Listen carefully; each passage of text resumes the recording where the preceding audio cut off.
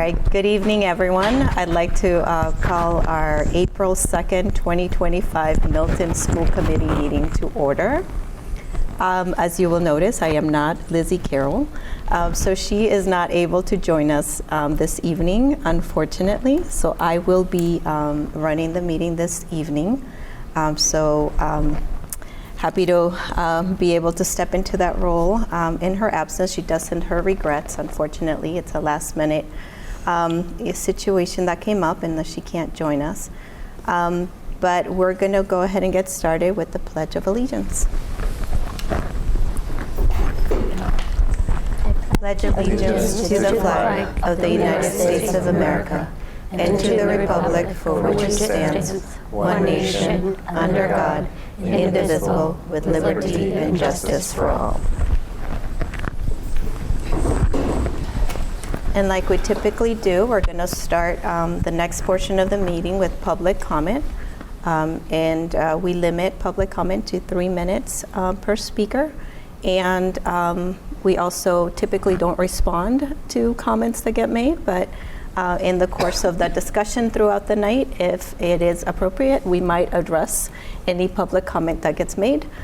So if there's anyone here for public comment, please state your name. And please come up to the mic if you're in the room and you want to participate in public comment.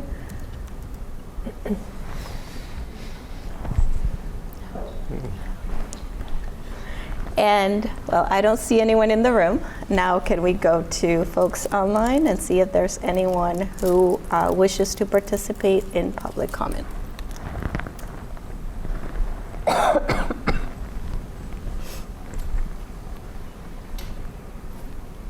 No hands.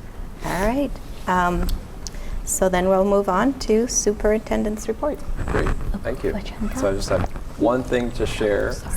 That's not listed on our agenda, and it's exciting news. So MHS Theater recently, for the first time in Milton history, won the state championship in the Massachusetts Educational Theater Guild, which is huge.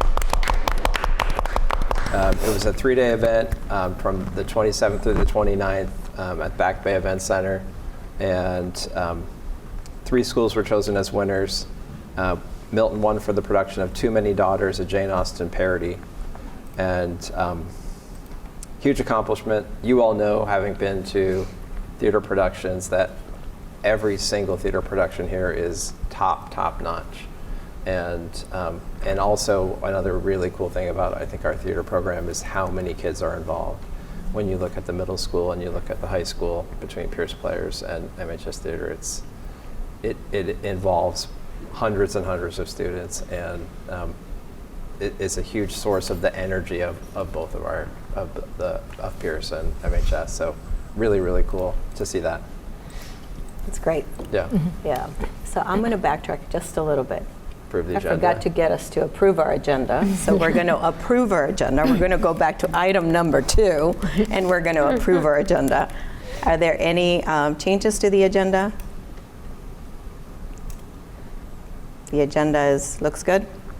All right, we'll carry on. Go ahead. I was just like, just want to make sure. I want to make sure. But I was like, no, just want to make sure we follow procedure. Perfect. So I've got 2 items under my report tonight. The first one I'll quickly just kind of go through, and then we're going to get to the folks that are here, which is going to be really exciting. Collycott Cunningham Playground renovation. There was information in the folder today regarding the work that Collycott is doing on their play yard improvement project. This is something that they've been working on for quite some time.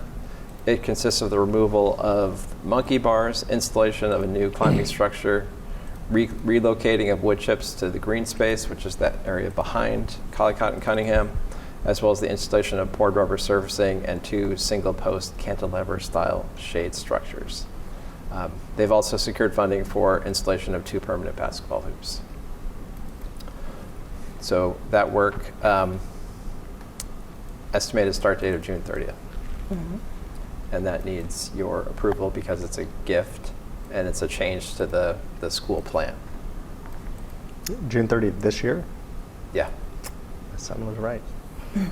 told me they were going to redo the playground. I was like, I don't think they're going to redo the playground. It's happening. There you go. So we have a motion, and the motion has been made to approve the project as presented for the Colligot and Cunningham Play Yard Improvement Project. Is there a second? I will second. All those in favor? You say this is a gift? Well, Oh, any questions? Sorry. well, just for discussion, I just appreciate Discussion, sorry. Apologies. everybody within the Discussion. PTO who's doing this. I know it's something we've talked about in Facility Advisory Committee as a needed improvement, and just appreciate all the work the members of the PTO are putting into to get this. Get My this son done. is out there playing basketball every day. He'll be sad. He's only going to get maybe 1 year of this because he really wears out those hoops. But tons of kids out there all year long. So just a great project. Really appreciate all the work and put into it. And the main source of funding is the community preservation funding. Mm-hmm. That's what I was going to ask. So is there any issue with voting before the CPA funding is approved, or is this just like saying, should it get approved? Yeah, then we are- we're yeah. Okay. Mm-hmm. Yep. No, it looks great.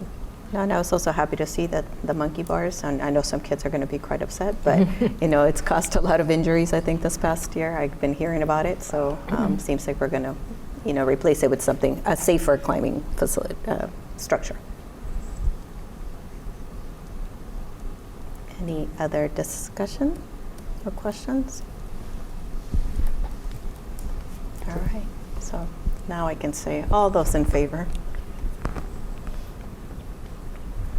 No, I think that's a unanimous yes, so we can move on to the next item. All right, thank you. So the next item is an exciting mural that's going up at Tucker, and we've got five guests who are who are here to present about this and share in the excitement. Yeah, thank you so much. So we're all Tucker parents associated with the PTO. I'm Marika. I'm Vernay. I'm Nicole. I'm Lasagna. And we have been working on this project since last year. Tucker has this really wonderful program. It's a resident artist program where a resident artist comes into the school, works with the art teacher, Jessica Glui, and shows the kids their style of work, and then they make together a piece of work that is displayed at Tucker. But this year, since it's Tucker's 100-year birthday, we wanted to do something extra special for Tucker to help celebrate the community, help bring the community together, and help the Tucker community, I think about its abundant future, and anything else that I'm forgetting. Yeah, I think we wanted to ask, with this mural, we wanted to think about, this is Tucker's 100th year, and so what does the next 100 years look like, and how might we, together as a community, imagine in a collective, how could we collectively imagine an abundant future for our school, for Milton? What might that look like? And so we're centering student voice. We are centering voices from our community, from parents, from the amazing staff over at Tucker, and also inviting neighbors as well. And so we're building community through this art project. We are, like I said, thinking about that abundant future and what it could look like, and also kind of beautifying our space and making it more welcoming for everybody in Milton. So we've applied for grants, and we've gotten all of the grants. So we're moving forward. We've interviewed different artists, and we have settled on an artist who has a lot of background working with kids as well. He's going to start with the kids next week, and they're going to together figure out and brainstorm the concept of the mural. And then work over this spring, putting the mural together. We've interviewed our community and sent out surveys to get their input on how they would like what they would envision the mural looking like. And we hope that it will really just uplift our staff and students, and it's a great gathering. It's near a gathering place that everyone will be around. So I think it will be. I'm excited about it. Anything else, Renee? I guess around gathering. One of the goals and visions of it is that it'll be like celebrated in June as like a community moment, a bit of a ribbon cutting. I don't know how you unveil a mural, but maybe more of a ribbon cutting celebratory moment. And it gives an opportunity to show the vibrance of the community while also enhancing the vibrance of the community. Like for arts and culture in Milton, it will add to what we have to offer as a broader community. It's not just about Tucker, it's about Tucker and beyond, and helping to bridge the indoor-outdoor gap and experience of Tucker being a part of the community and the community being a part of Tucker. Sounds amazing. Congratulations. Thank you. That's fantastic. Any questions or comments? Where's it going to be? It's going to go on the back wall against the gym, which is right alongside where the playground is. Yeah. Dr. Miranda did it right. That's exactly what you're going to Yes. Yeah. That's great. And I think there's such great data that public art, how it helps promote, good health, mental health, and just, I think we hope that it will just be a great thing for the community. And, yeah. Just thank you all so much for your efforts. I think that'll be fantastic. It'll look beautiful. Yeah. Thank you. Yeah, no, I would say that, it's, as somebody who works at an organization that we center the arts as a way of doing our work, definitely the process of coming together and doing a mural and having youth voice and the student voice there, it's going to be so important in sort of that strengthening community, which I know you already have a wonderful community at Tucker, but even more so, and just that whole process, it's just, it's hard to explain it until you've lived through it on how valuable it is and how beautiful a celebration can be. The mural is like the culminating thing, but it's the process involved in it that can really bring sort of a community together. So I'm excited about the project and can't wait to see the final product. Yeah, You get so it. good. We I appreciate get it. it. I get it. I get it. You have to sell me on public art. I get it. It's great. It's so Appreciate exciting. that you're hearing the student voice in this. That I feel like that's essential to what this project is, and we've been and we're also including thank you, Renee. So an important piece of it is that there's the fifth graders have an opportunity through the ACE program, the Art Curriculum Enrichment Program, where there are fifth graders who give up their lunch and recess to take another art class, and so they will be very involved in kind of enhancing the concept of the mural and then helping to install it too. So they're not only kind of learning about artistic skill building, they're also learning work readiness skills too, right? So there's a lot that they get to do as being part of that. So we were very intentional about like, what does the student engagement look like with this? Yeah. And I really love the fact that students that's kind of, you were talking about indoor and outdoor, and that space is where all Tucker kids are for half the day practically, right? Like in and out of the building. So for them to be like basically part of this mural every day, I think there's going to be long-lasting impacts in terms of kind of what it ends up representing and what it means for students as they engage with it every day. And it's a major community gathering spot for all of Tucker too.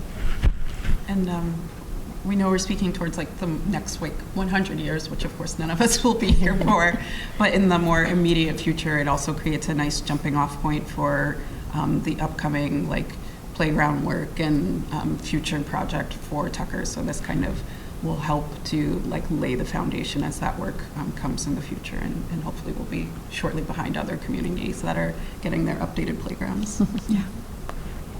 Do you have a date? I know it's with the spring fair. Is there a date, like an actual date yet for that? It's For the going to be unveiling? In June. It's in June, yeah. Do you know what date?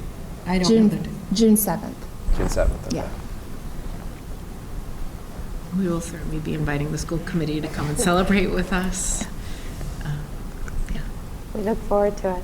Thank you. Thank you. Thanks for having Thank you us. so much. Yeah. Thank you. Thank you very much. Congrats.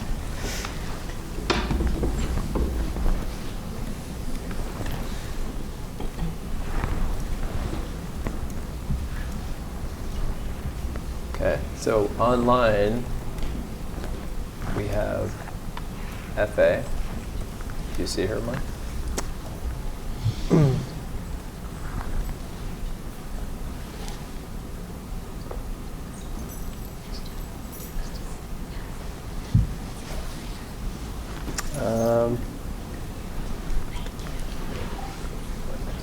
Unless I'm missing her username, I don't see her name.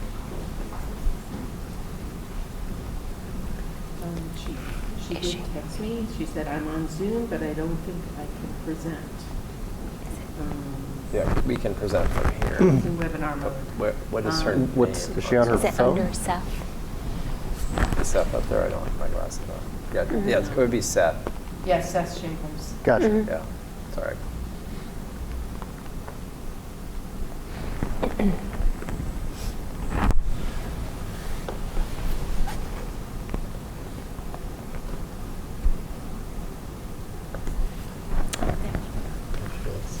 you go.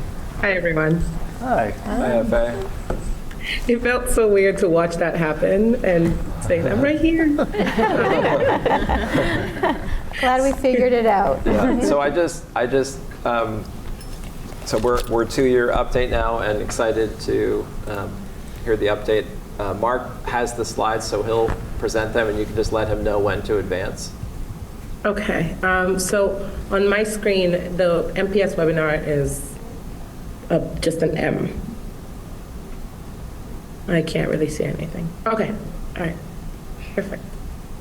Thank you. Nice to see everyone. It's great to be able to present today on the work that the DEIB office has been doing through the school year and the collaboration with school committee and the work that we hope to continue to do next year and the next few years on Milton Public. And so our focus this year has been improving inclusivity and feelings of belongingness at Milton Public. And so today I'll be going over just a few of the things we've done.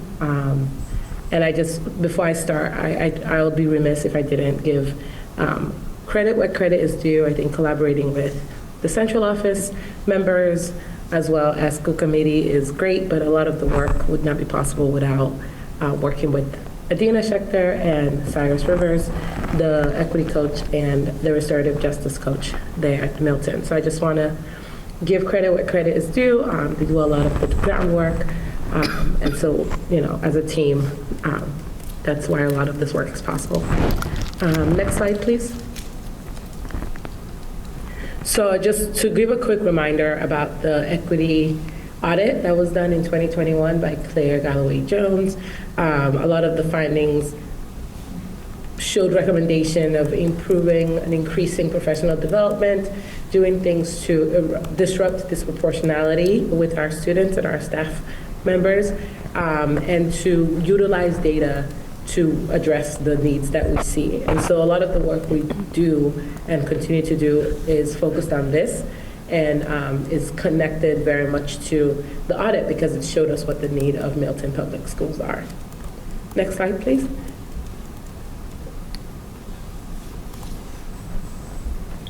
Thank you. So the first thing I said about the, professional development, Adina is our equity coach, and so she does a lot of coaching staff.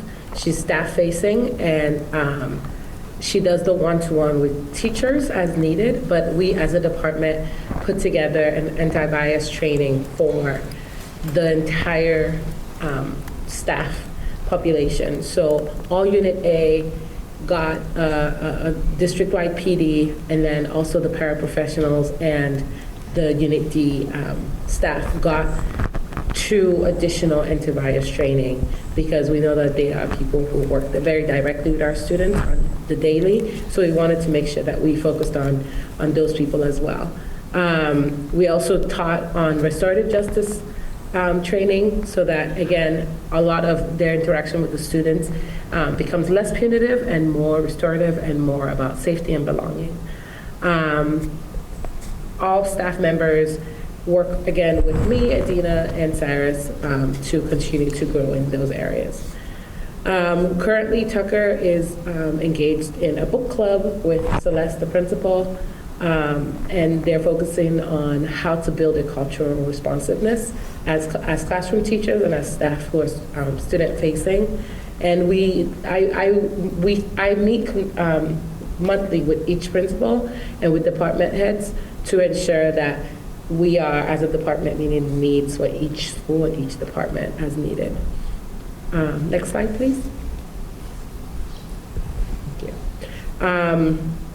Again, another focus is on school climate to make sure that students and staff and families feel welcomed, feel celebrated, feel seen, and have an increased feeling of belonging.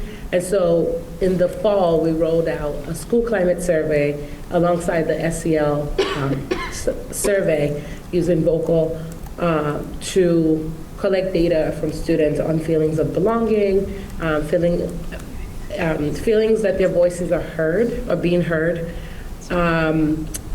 feelings of whether or not things are being done, utilized in a restorative justice lens, or if they still feel like things are punitive. And so we had that data or that survey collected by all students. And the goal is to then give another one in the spring so that we're able to compare results.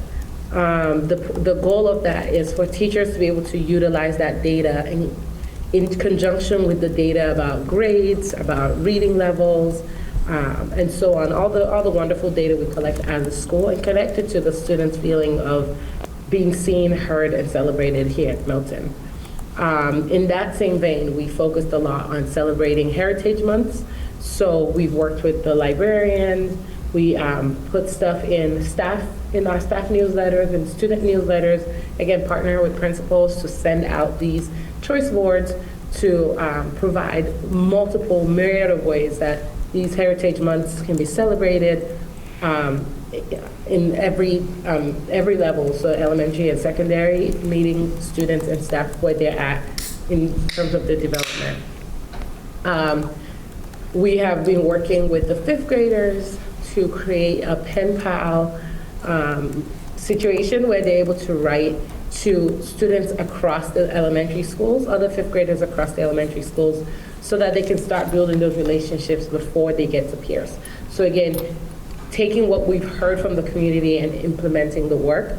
A lot of the conversations we had, or I had at the beginning of my tenure here, was that there seems to be almost a chasm between each elementary school, and then that's something that has to be worked on in the middle school. And we thought, why not start addressing those things as early as 5th grade, if not younger, so that by the time they get to Pierce, there's that feeling of, oh, I know you, or I have familiarity with you. In the same vein, we've been working with the middle school to create the Pierce Academy. So 5th graders going to Pierce for a few days to orient themselves to middle school, and having that be open for everybody in an equitable way, so that every 5th grader across the district has access to orienting themselves to Pierce on an even playing field with the teachers who might be teaching them next year, and so on. And again, creating this sense of belonging for everyone. So that's where a lot of our work is. As you can tell, I'm very passionate about this slide, but I'll move on to the next one. So again, like I said, Adina does a lot of teacher coaching, and she and Cyrus also join me in my monthly meetings with school principals sometimes. Again, just to touch base to make sure that we do have our finger on the pulse. We are making sure that we know the needs of each school, and we can meet the needs of each school. So those meetings are with me primarily, and then the rest of the department jumps in, again, because we want to make sure that everyone's on the same page. In each school, we have at least one equity lead. There's 2 in the middle school and 2 in the high school. And each equity lead, their role is to be a resource for the staff. There are people who are very passionate about the work, the DEI work, people who take charge and take initiative to do a lot of this work within their buildings. There are people who teach and breathe and live in the building, so they know the insides that we might not be familiar with. So each of them, each equity lead is facilitating an individual project at their school, and then they kind of report out to us so that we can continue to support them. Each equity lead is also meeting with me to continue to develop priority area 2.2, which is focused on, again, that feeling of school climate and belonging, as well as 2.3, where we're focusing on engaging community and building community engagement. Next slide, please. Thank you. So in terms of curriculum and instruction, it's tied to our work with professional development. We want to make sure that we are collaborating with curriculum coordinators as well as department heads, like I said, to make sure that the idea of equity is embedded in everything we do, so that the curriculum that comes to our students is information that feels safe for them, but also that provides this idea of windows and mirrors, where they can see themselves in the curriculum, but they can also learn about other cultures and other places in the curriculum. So working with department heads and curricular coordinators to make sure that the curriculum continues to stay relevant to the students that we serve, which is a very diverse population of students. And then using that information, we then customize our PD and professional learning to ensure that teachers feel equipped to do that work. We also support SEL lessons. We work very closely with the adjustment counselors in each school to either supplement SEL lessons with lessons about restorative justice or lessons about belonging and anti-bullying messages and stuff like that. Or we kind of collaborate with the adjustment counselors to say, hey, what lessons are you doing and how can we continue to build on what you're teaching the students? Adina and Cyrus have gone across each elementary school and done cultural competency lessons for all fifth graders across all 4 schools. They are just wrapping up in 4th grade across the schools as well. The lessons about friendship and anti-bullying and specifically coarse joking, so that at 4th grade you're saying jokes that hurt people's feelings, and so how do you address that? How do you become not a bystander, but an upstander, and so on. So those lessons, again, it's very intertwined with working with the SEL and the counseling, but wanting to make sure that those lessons are not just done, but cemented by our supplementing of the lessons. Next slide, please. Thank you. So in terms of restorative practices, Cyrus has done a really, really good job of making sure that his presence is seen in every building. He works very closely with school principals, building leaders, as well as classroom teachers to make sure that when, not just if, but when issues arise, that the solution is, again, not punitive, but is restorative. That we're fixing what's broken or what harm has been done. So he has gone around to classrooms and taught the teachers or trained the teachers on how to do proactive and restorative circles, whether it's jumping into their morning routine meetings or having those circles as needed when harm is done. And we have seen a significant decrease in out-of-school suspension, especially in the middle school, where we go in and address, whatever issues have come up, and there's a lot of let's sit down with each student or teacher, problem solve, and then come together and repair. Adina leads the Culture Cats, which is an advisory class at the high school. She leads it with Cyrus and Jess Norton, an English teacher there, and they together help those high school students go to peers on some half days, and we've created a sort of mentorship, informal mentorship for students who might feel like they need that safe space to feel like they belong, and so on. So again, bridging that gap between middle school and high school, so that when those students in middle school come to high school, they know people or they are very familiar with the inner workings of Milton High. So again, just building on those smooth transitions to improve on feelings of belonging. Next slide, please.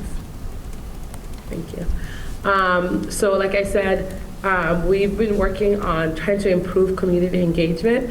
I know it's not always the easiest thing to think outside of the student and the staff, but to push ourselves to think about bringing in parents and family and community members to help strengthen the work that we're doing with our students, because we're all on the same team of wanting our students to be successful. The DEIB office, as well as the superintendent, have partnered with CDM, which is the Citizens for Diverse Milton, and MARC, the Milton Anti-Racist Coalition, to again just kind of meet once a month to touch base and figure out what are some things that are important for us as a district, what are some goals that we want to meet together.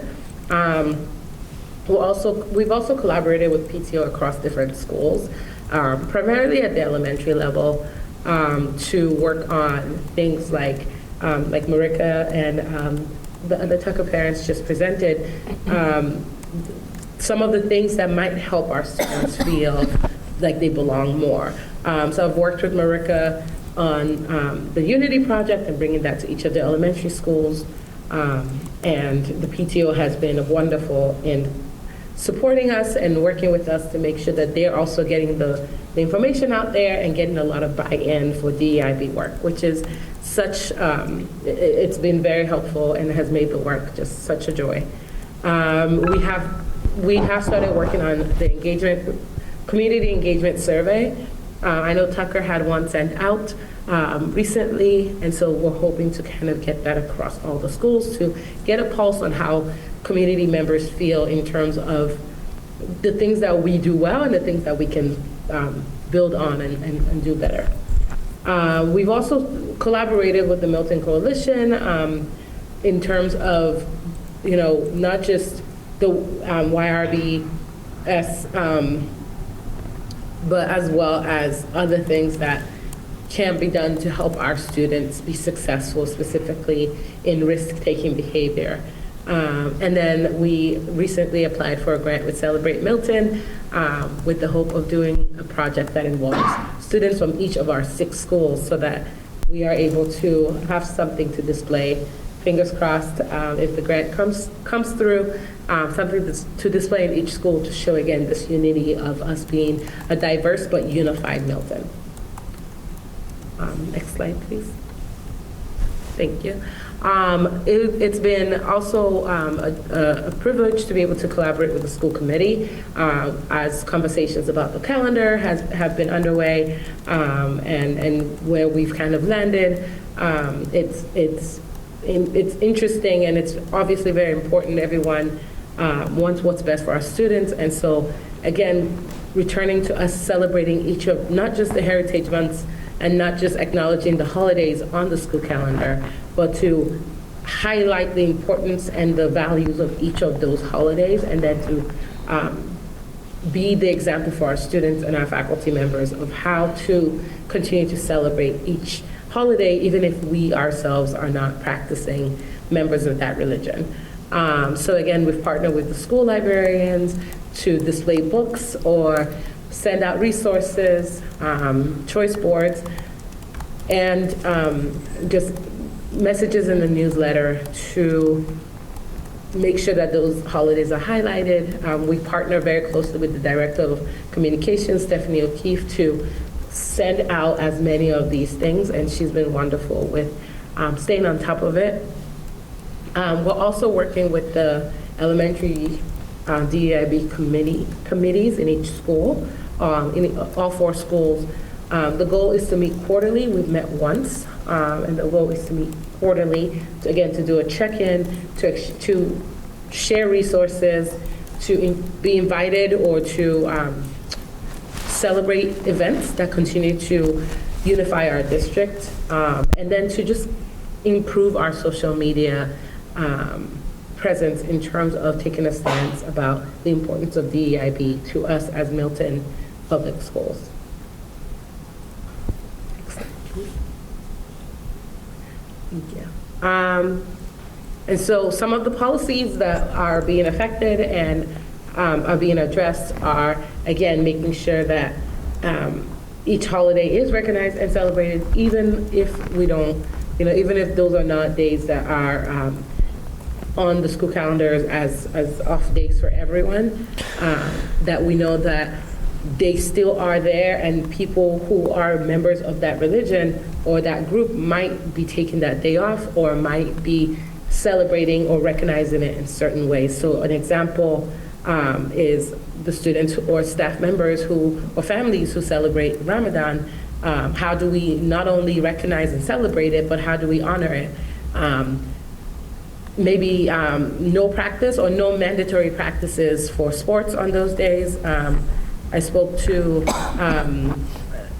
a member of the athletic team, and they did assure me that if practices are held on those days, they are not mandatory and they are not held against students. But again, just trying to figure out ways to make things as equal, as equitable for everyone as possible. And then no evaluation of teachers or staff members who might be, or any teachers really, during the Ramadan months or days, to ensure that we're not evaluating someone who might be fasting that day or who might be, not present in school that day. And so again, just making sure that people don't have to feel the discomfort of having to disclose aspects of their identity, but feel like this is their space and this is their home. So that's our focus for that. Next slide, please. And so looking ahead for FY 25-26, we're going to, the goals to continue the activities stated above, and then to continue to collaborate with other people that we haven't yet dived into as well as we would like to. So student services with Marty being gone and her position not being filled yet, reestablishing residency for students.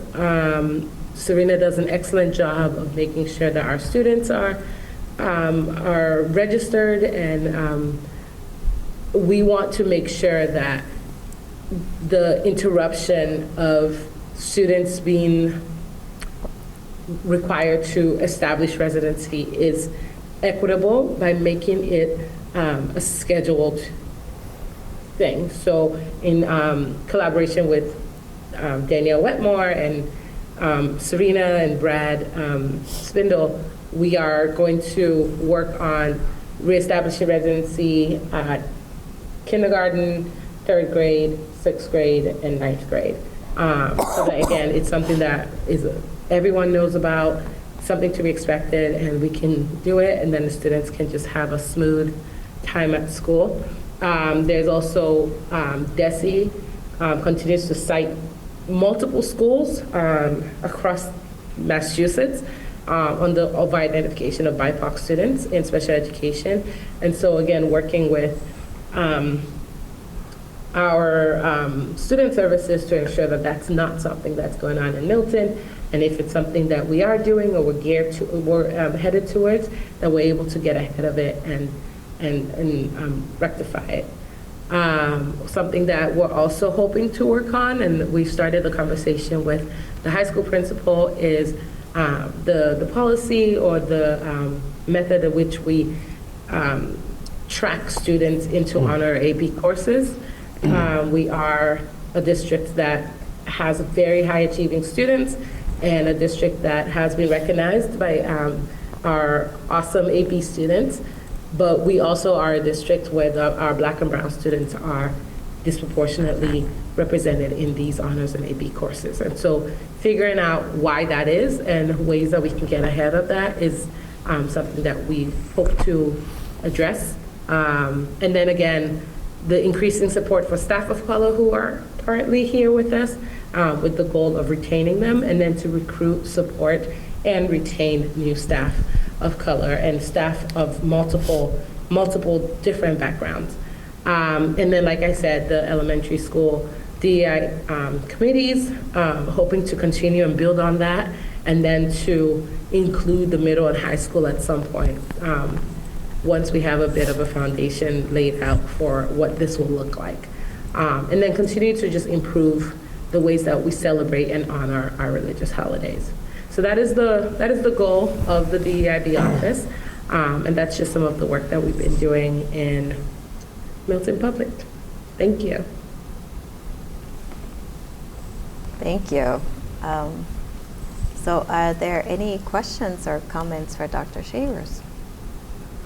I have a few, if you don't mind. I think this is great. I think this is, we haven't had this presentation in a while, so I appreciate you presenting on this, and I had requested this just because I haven't, seen it in a while. So a lot of good work here. I did have a few questions.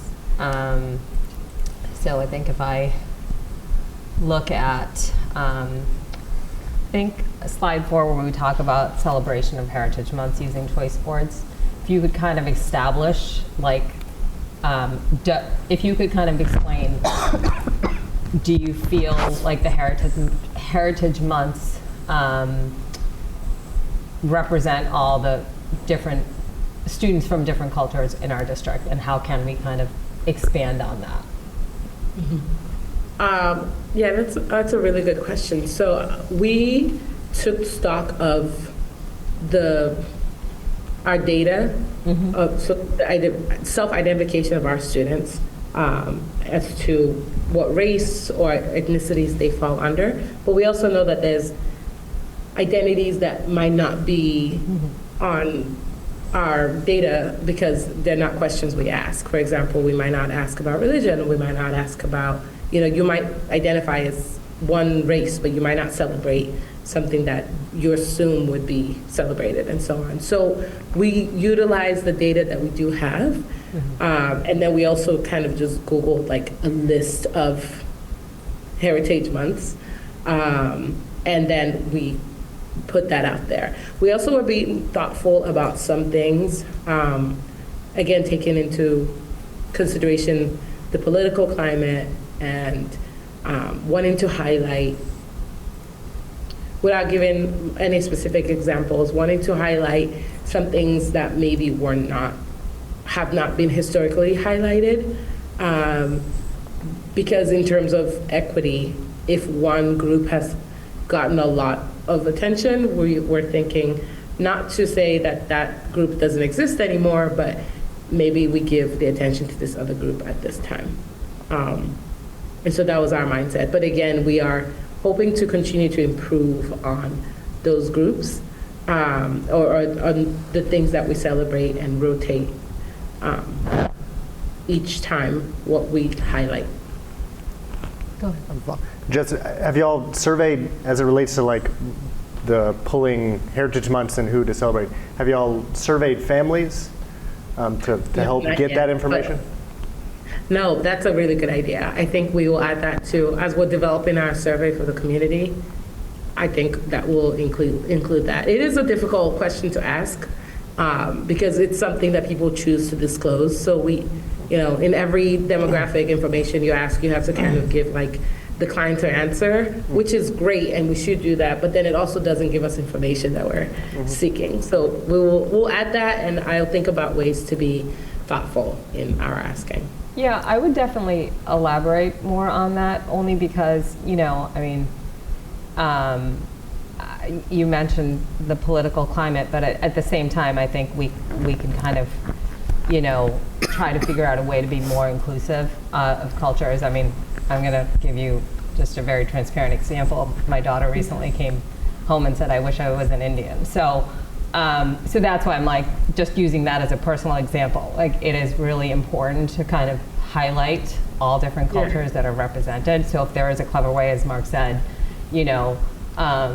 interviewing families or reaching out to families and seeing like, hey, how can we better, be more inclusive and make sure all our students are represented. I think that would be a good place to, get that information. Yeah. I really do think, I mean, I think it's great that we are celebrating Heritage Months, but really kind of how can we broaden, you know, to include, be more inclusive. I think that would be good to do that. I did have another question. I know, like, especially when you get into the middle school and kids have access to social media and they see things online that might be offensive culturally, like, and they don't know, and they might think it's funny, you know, because at that age you don't really know. And so how do you kind of, are there things that, you know, are there sessions when we talk about some of the training that you do and meeting with students, is there stuff related to that so that they kind of understand and pick it up when they see something and say, oh, you know, that might be offensive, maybe I shouldn't think that's funny? Yes.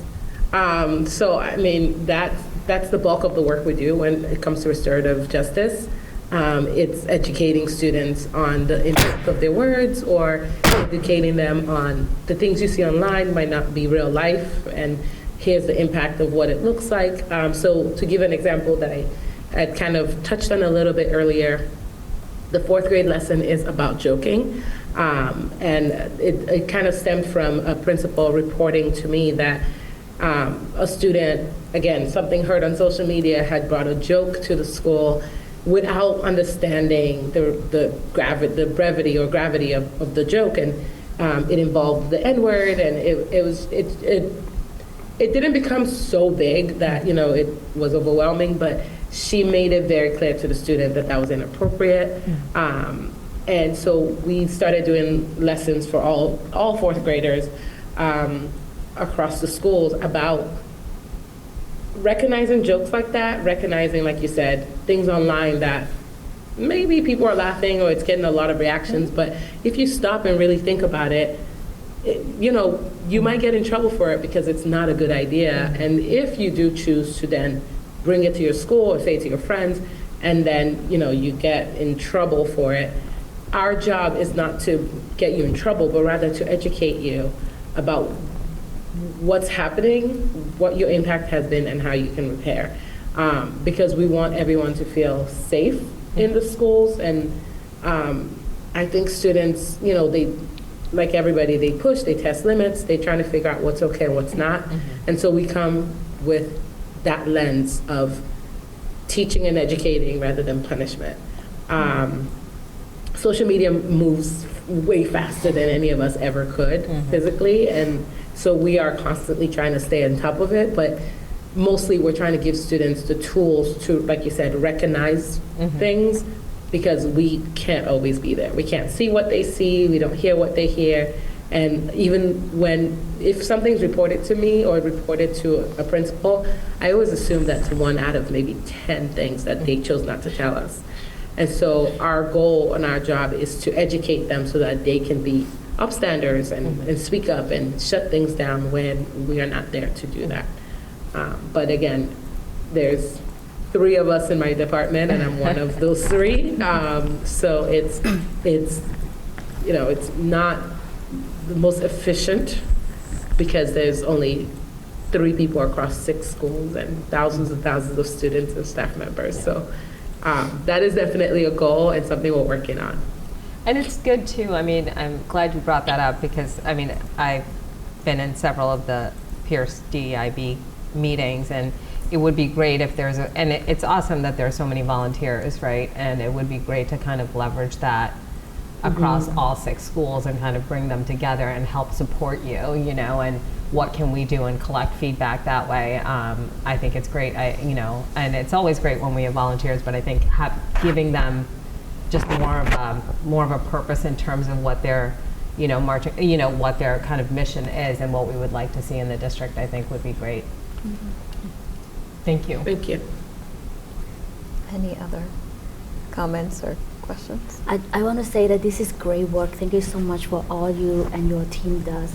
I have a suggestion, because when my kids go to elementary schools, I remember the teachers every year at the beginning of the school year, we send a survey out asking like what cultural celebrations you conduct at home, and what holiday you observe, and all those stuff. And also, like, I feel like if the whole district have a one survey sent out, and then with the teacher's name like drop in the Dropbox. In that way, you have the data for the whole district, but then the teachers can also individually receive their data, so that they don't have to duplicate effort, right? So it most likely this kind of survey is already created by different teachers and for different purposes, and perhaps maybe collaborate together to create just one universal one. Another thing is that when you talk about collaborations between the 6 schools, I think that's very important because we always try to do a lot of things in different school buildings, and we need to create more opportunity to work together. And one simple way that you have mentioned and also triggers my thought is that curriculum updates.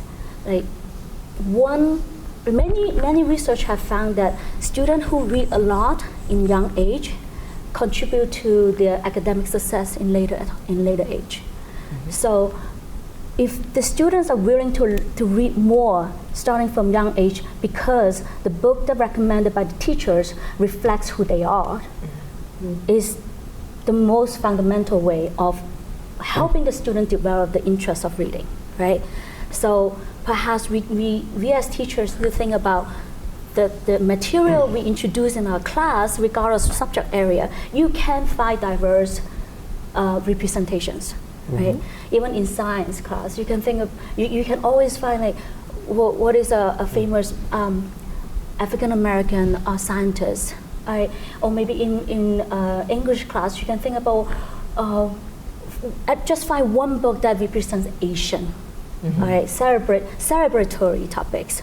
Don't always talk about all those trauma that all those people of color have experienced.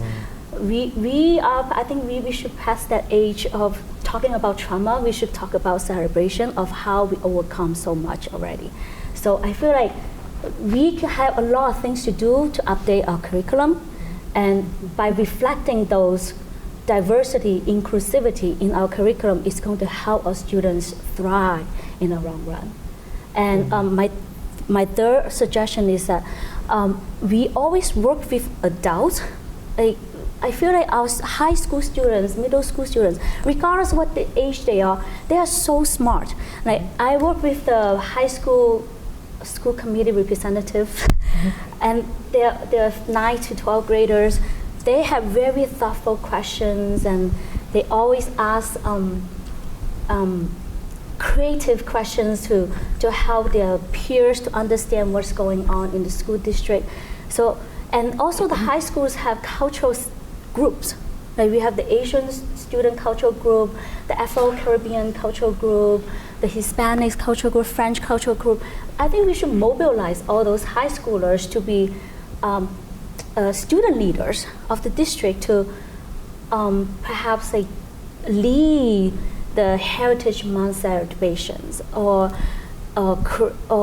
display the what's that called, the board, what's that, choice board, right? I remember I walking by the high school one day, I saw the Hispanic cultural group create a choice board flyer display thing with like different cultural celebration within the Hispanic group, and it's just very informative, and I feel like we together need to incorporate more student voices, and we just need to collaborate a little bit more in the future. But thank you so much for starting off this great work. I think that's a really good point that you made, is like kind of empowering them to kind of lead that, because I think it also gives them an opportunity to learn from each other, which is more powerful sometimes than like an adult kind of telling them versus them kind of and they're capable. Yes, absolutely. And I think that happens across all ages, like the more you expose them to that, I think it's more powerful. And they retain that information, and they find it more meaningful, I think. So I think that's really smart. And it ties within the volunteer hours, meaningful volunteer hours, being a club leader or volunteering at a cultural events like this past February when we held the Lunar New Year celebration at Pierce Middle School. the Asian cultural group heads were emceeing the event, and their members also helping out with like directing directions and all those stuff. Like those are meaningful volunteer hours, and it gives them that opportunity to shine within the like in front of the community. I feel like we need to create more opportunities like this for our high schoolers, so they don't need to look elsewhere for volunteer hours, right? And yeah, I just feel like there's a lot more we could do, right?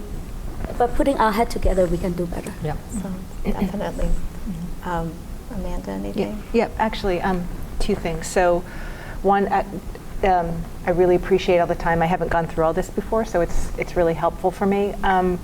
One thing, just piggybacking onto the community piece, I think reaching out maybe to the CPAC, the Special Ed Parents Advisory Council, and maybe getting their input. I think that's one of the things that there's been, it's been a consistent struggle, is really figuring out how to be more inclusive, even beyond public schools, but within the community, and finding opportunities for that.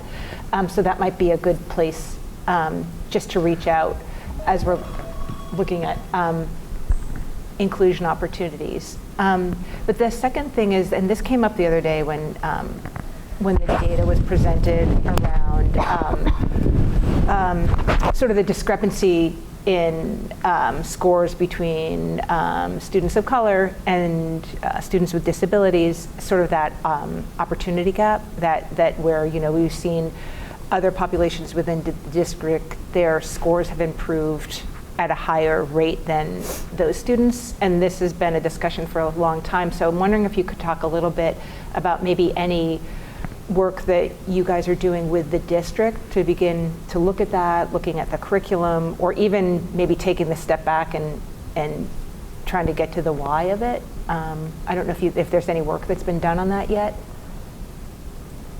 Just to clarify the question about the discrepancy between students of color and students in special education, or the overlap of students of color and students in special education? So the students of color and students in special education, when you look at some of the evaluations, say in Dibbles or with iReady or some of the other evaluations, the scores of those populations do not see the same increases or the same growth as you do with the wider population. And so I know that that's been a struggle for a long time to really begin to figure out how to address that discrepancy. So does that clarify? Yeah, yes. So that is something that we, or at least I think of as we do a lot of the work. The goal is that in doing a lot of these different arms of the work, that it addresses this. In terms of the why our students might be underperforming, students in these subgroups might be underperforming, is very systemic in terms of, I mean, we can start from something like redlining, right? Where do our students of color generally or typically kind of live, and what, those are systems that we can't affect, but if we think about from an equitable lens, what are some of the needs that we then need to put in place so that those students can catch up and keep up? Again, the AP and honors tracking.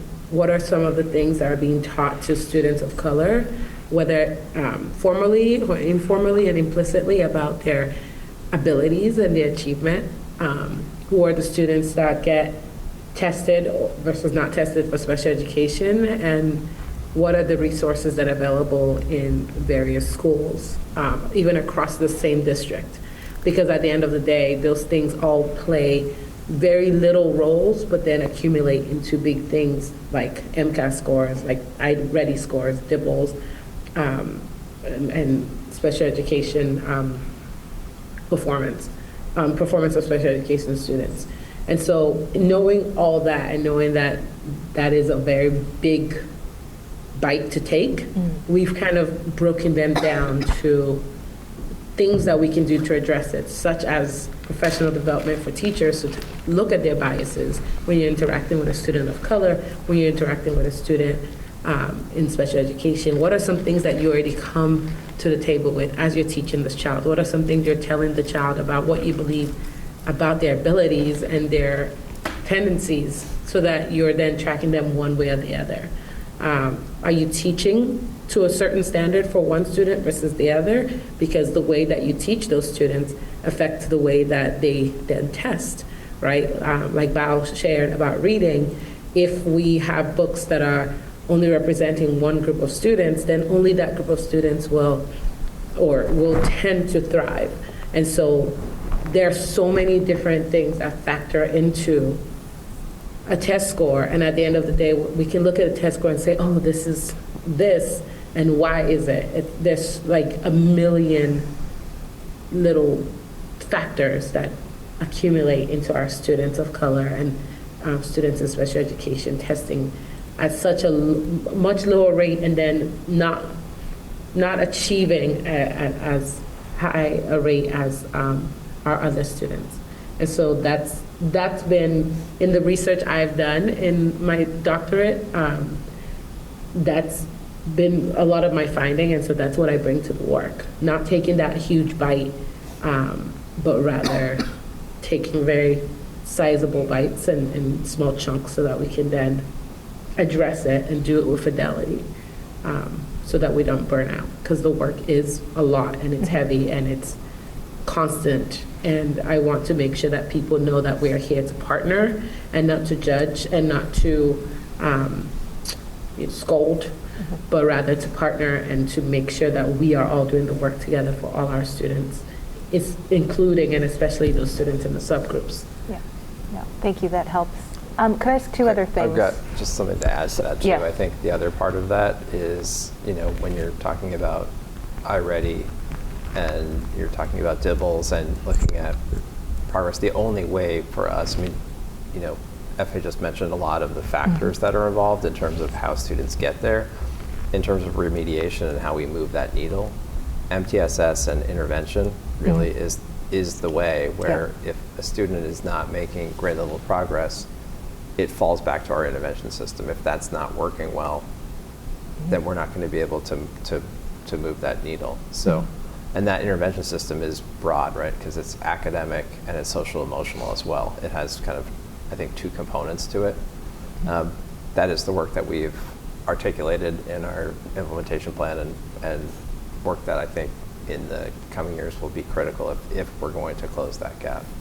Well, I think the other, she mentioned a lot of things which I think are really important. I think it's also, there's a lot around, having educators who look like you. Do you know what I mean? Like that, starting early on, like that you're more fully engaged in school. Then when you begin to see people who look like you in school and they're the ones teaching you, that makes a big difference as well. So I think it's also looking at our hiring practices is really important. And I know that we are really doing a lot to that effort.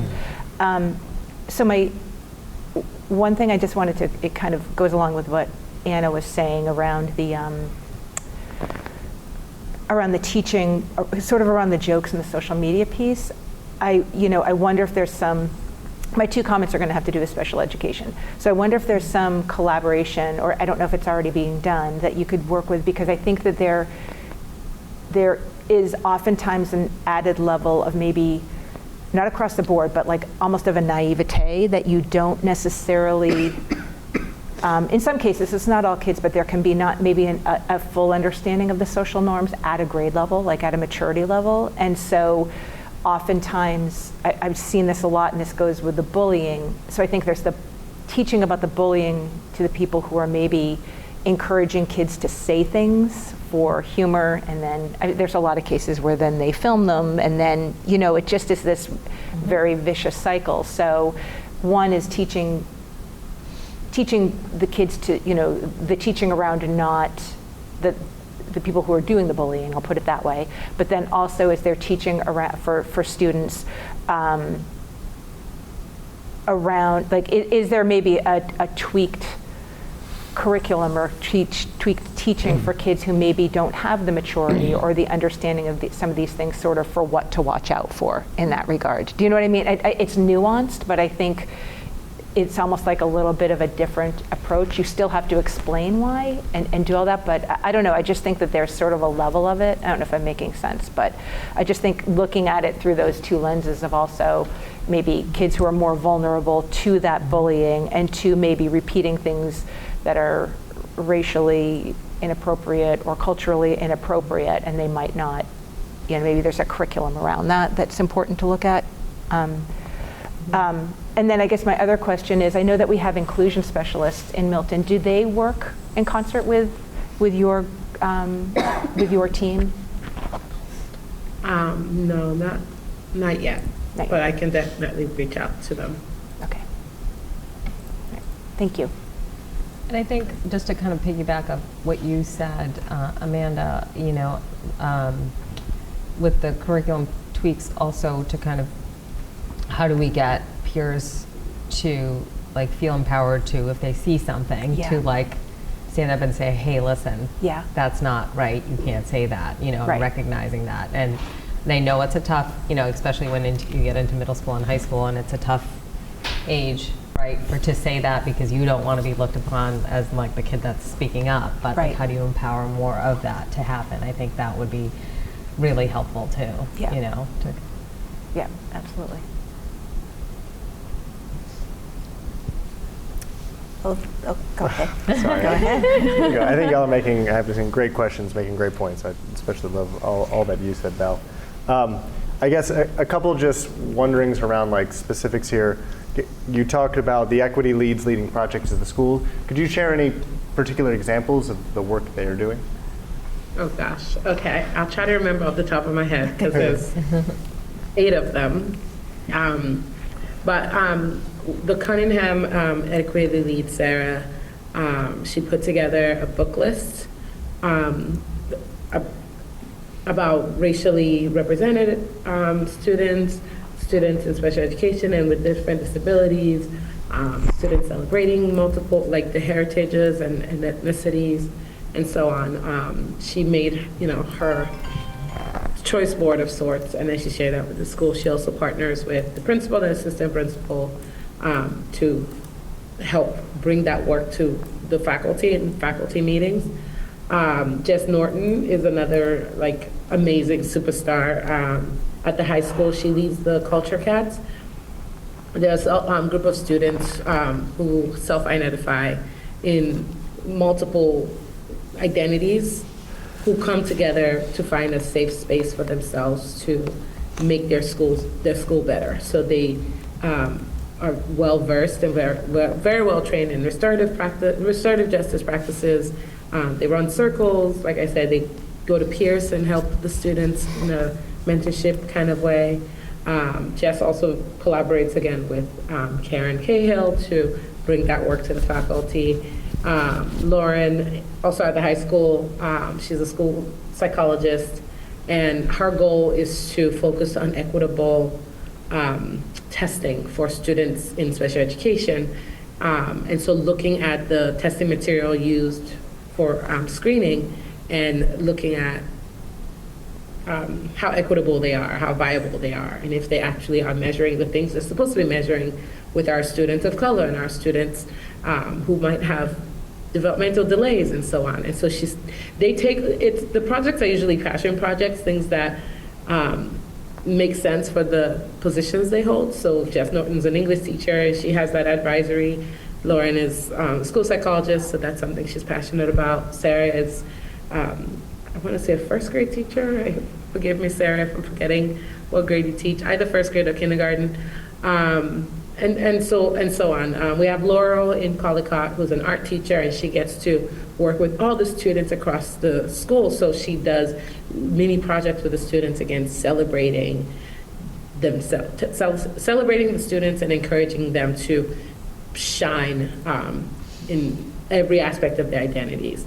The middle school, there's 2 of them, but they work pretty closely with another teacher, and they've been working on some of the curriculum for staff to train staff on equity specifically. And they've also run some community gatherings with some of our Haitian students who were having a very hard time originally when the eating the dogs, eating the cats thing was at the height of its madness. And then even now with the ICE raids and the fear of deportation. And so they've done a lot of work. Again, these are people who just feel very passionate about the work, and they work very closely with their school leaders to make sure that not only is it okay to do this work, but they're doing it with fidelity, and they're doing it to ensure the safety of their students. I'm sure I've forgotten some other. No, that's great. Everyone's doing such amazing work. Yeah, no, I appreciate that. I guess a similar question in terms of the work y'all are doing with the curriculum leads. Are there particular places within the curriculum that we have been able to make adjustments that you've like targeted kind of in this first year around changes to make it more representative for the windows and mirrors point that you made earlier? I can't take credit for any of it yet, but I can highlight ones that I have talked to department heads about and encouraged. So one that we worked on more recently was the social studies in the middle school, where they're teaching on Africa, and the teachers did an excellent, amazing job on highlighting aspects of Africa through a strength-based lens, rather than, like Bao said, the deficit and the trauma and all that, but just highlighting the awesomeness of each place. So learning about groups and learning about areas, so geography of different places, and just being very aware of the language being used, of the way that things are highlighted in each culture and each group and each geography. I believe the next one they're doing is on Asia. And so we're able to meet with them and have those conversations. So I've met with people, department heads and so on, to discuss those things and make slight tweaks to things, but I started in July, and by the time I met with everybody, school's about to start and all the curriculum is already set. But the hope and the goal is that over time, we're able to revisit and slowly tweak the things that need to tweak. And then, some, maybe not so slowly, kind of remove the things that we identify as damaging. Yeah, no, that's great. I very appreciate all those examples. I think the work, especially around like the reading curriculum and like what books kids are seeing, being exposed to, being able to see themselves, especially because we just know the historical texts that we have highlighted within ELA spaces have not been that. And so the more we can do that, I think, quickly with urgency, knowing the importance that has to people feeling connected and not othered, I think is great. So I don't know what the timeline of that is. I know obviously we're looking for new ELA curriculum as well, and that will come within it probably its own kind of assigned texts and things like that in the elementary level. But I think that's really would be great. I think the other piece, just more broadly speaking, is I'd love to know if there are like, do we have particular goals we are looking to reach here, and like the timelines around, again, diversity hiring is something I brought up before. Like, I think that's, that having that representation kind of within who students are seeing. We know what the impact is on kids, or what the goals around when we would do a curriculum review around the books, when that would be able to be completed kind of K through 12. So are there any particular goals or timelines kind of established within the department? No, not yet, but I would welcome any suggestions or feedback on that. Right now, I am working on reviewing the hiring guidelines for that exact reason. So not yet in terms of, we don't have a timeline yet, but it is something that is on my desk currently being worked on. So looking at hiring practices such as how do we post job postings, what language is being used, What are some things that might deter a certain type of candidate versus another one? What are some policies in our districts that encourage one type of candidate versus the other? How can we encourage less bias in the interview process, including using rubrics that are created with the understanding of historical and structural racism that have kept people of color from certain spaces, and what accommodations are being had for people who maybe are neurodivergent or have a disability and so on. And so that's work that is being done currently, but I will definitely work with leadership, central office leadership, as well as, again, welcoming suggestions from school committee on how that timeline should kind of unfold. Right now, in a very realistic sense, everything is kind of in flux and in limbo with the budget and the override. Everyone's waiting for the override. We're trying to do work and with the hopes that everything will continue next year seamlessly. But we don't have an HR director, and hiring and retaining is a big part of HR. So I'm working very closely with Lori. I'm working very closely with CO to continue that work as much as we can. But it would be impossible to set a timeline if we don't have a lot of the things in place that are needed to make this a reality yet. So in terms of the timeline, I think it will very much depend on what April 29 brings, as well as what our superintendency brings in the future. Yeah. You named the elephant in the room there. Thank you. Yeah, it's really hard. I mean, I'm doing a lot of the work, and I'm committed to it. But my name is on the RIF list, and so it's really hard for me to say, here's all the stuff we're doing, and then if I'm gone, I don't know who's picking it up while I'm gone. And so I'm trying to plan as though I'm here, but also plan for whoever is here if I'm not here to continue the work. Because I'm not important, the work is important. Well, you're important too. Well, you're important. You're very important. I appreciate Yes, I appreciate that. So no, I really, I just want to sort of just thank you for naming it, because it's there. And I want to thank you for your presentation and for elevating the importance of this work, and for demonstrating the multifaceted, there's just so much to do. And I think I like your use of, taking small bites in order to make progress, and that's important. And I'm an optimist, so I'm going to go with the assumption that, you're going to be here and you're going to carry on.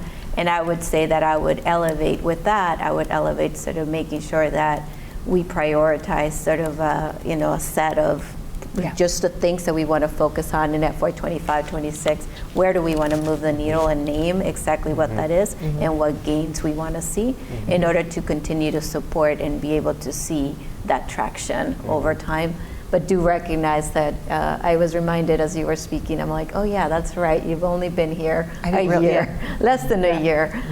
So I commend you for all the wonderful work that you have accomplished in that short time, and for reminding us again how critical this work is and how important it is to center our students and making sure that there's a strong sense of belonging, that they see themselves reflected, and that we continue to do the work with our adults and also with them to create the climate that we want. So thank you, but Peter, go ahead. Yeah, and I just wanted to kind of relate it to, I think, Mark, you mentioned, and I think it was our last meeting, just about setting goals on academic achievement as well. And I think kind of relative to that and to setting goals around DEIB and hiring practices and all those things, we, in terms of like our annual process of setting those targets and then bringing those forward, I think that is something that needs to, we were kind of on our pathway to that, and I think that does need to happen, and it has to be driven by the systems that we're developing to move those data points. And I think without addressing the issues that came up from an entire year of engaging our staff and engaging our community and our students around what are the needs in the district, we kind of unearth those. We still are kind of midstream on developing some of those systems. I would caution just setting targets without in the hope that you're going to move those without doing the work internally to shift those data points. And I think that is the work. So I just wanted to mention that. I think those two things are really tied together. I did have one last question. I think it's on slide 11. You mentioned in here collaboration with student services and reestablishing residency. I was just kind of curious, like, what are, you touched upon it a little bit, but I was kind of curious, like, are there specific things that are coming up that you've noticed that you felt like it would be good to, like, be involved in this? Yeah, so in terms of, so one of the things we worked on last year, I think early October, November, was to create a more equitable system in terms of people who are being reported as non-residents who are attending Milton Public Schools, the investigation of said students, and then the appeal process that the families have. So obviously we, as people who work here, we care about all our students. As people who live here, you care about making sure that the students are, being served. The students who are here are being served. And so understanding that and wanting to make sure everything's fair,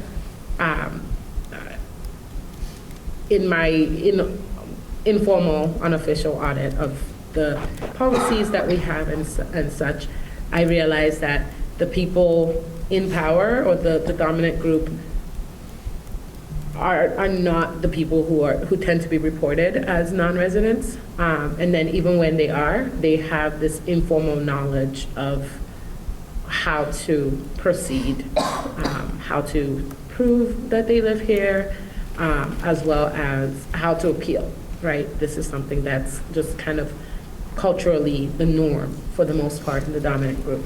Whereas members of subgroups or people of color specifically might not know how to navigate the system.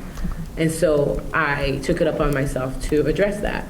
And I brought that up with the superintendent and the student service director, and they shared my concerns and shared that that was something that was underway with wanting to establish residency to reduce the number of people being reported as people who don't live here, because the pattern showed that there was a bit of targeting of students of color, especially with knowing that we are a district with a good number of immigrants who might not know how to navigate the system.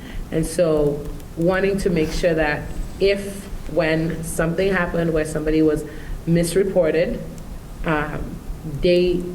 the paperwork showed a very detailed step-by-step on how to prove your residency, how to appeal if for some reason we say, oh, no, we still think you don't live here, here's paperwork you can bring, and here's how to reach out, and having multiple avenues, not just on the computer, but on the phone and in person and so on. So providing that so that everyone, not just one group of people,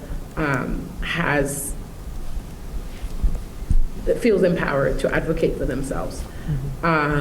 Now, that being said, if you don't live here, you don't live here, and unfortunately, that is disruptive for the student. But again, wanting to make sure that we are not letting certain people fall through the cracks. That can be very disruptive for the students. That can be very tumultuous for the family. And so that is something that I'm very excited to roll out, because then it becomes something that all students can do, all families can do at once. Obviously, there's some families who you might have a child in first grade and a child in sixth grade and a child in 10th grade, and we're not asking you to reestablish residency every year for all three kids, but wanting to make sure that the system and the policy is equitable for everyone, including people who are less educated in navigating the education system or even the American school system. No, I appreciate that very much, and I think that approach is good to kind of offer guidance and have that. I mean, being an immigrant myself, and my dad kind of navigating things when I was a kid, just not knowing where to go, or being able, like English not being his first language. So I appreciate having those kind of supports in place to help them kind of, figure it out so it's not completely new. So thank you. Great. So thank you again for joining us and for the presentation. And we are now going to move on, but thank you so much, for your time. Thanks. Thank you. So we'll move to now to the chair's report, and I am going to do my best by Lizzie. And we are, the first item under the chair's report is the override budget information sessions that we've been hosting. As you know, over the past 2 weeks, we've hosted 3 sessions and have one additional session that's been scheduled for next week, April 7th, Monday at 6:30 here at Milton High School. This morning, I know that the Finance Committee, being a member of it, we had an extensive conversation on how we can continue to improve our messaging for the upcoming meeting and beyond. Really thinking about how important it is to make sure that we continue to explain in ways that I think members can, or community members can understand sort of the impact that the cuts that we're looking at will have on the student experience, on the family experience, on our teachers, on our buildings, etc. But just if there are any sort of comments or anything, and in terms of the upcoming session, or any thoughts on the sessions we've had. But we definitely had a conversation this morning. But if there's anything else.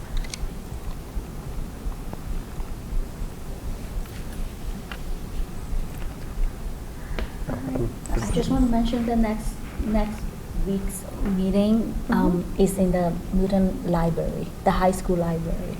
That's right, the high school library. Yeah. On Monday at 6:30. Yeah, April 7th. And the best way to find the library is park at the back of the high school and enter through the door right next to the gym and take the elevator up the 3rd floor. It'll be less of a maze. Yes. You'll get there Yes. quicker. Yes. And I just want to, just thank the administration for your continued support around the presentations, and thank you to Mark and Lizzie for leading those sessions. Yes. And we look forward to the one on Monday. And then we're going to move to the next topic, which is the interim superintendent process. And our job, as you know, we posted the job for the interim superintendent role. The posting closed on March 30th, and we did receive a number of applications. And on behalf of Lizzie, I do want to thank you for your quick review of those applications and for getting back to Lizzie with your comments. That was very helpful in getting us to tonight. And after reviewing, so I also shared my perspective with Lizzie. Lizzie compiled everything she received. As you know, we couldn't sort of just hit all. We had to do it individually, so she did take the time to look at all that information.